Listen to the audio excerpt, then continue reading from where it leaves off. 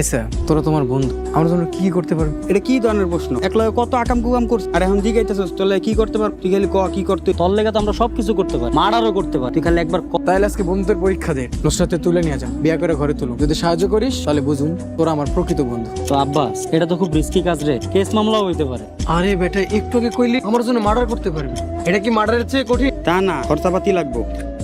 এনে 1 লাখ টাকা আছে, দুজনে সমানভাবে ভাগ করে নিবি। এখন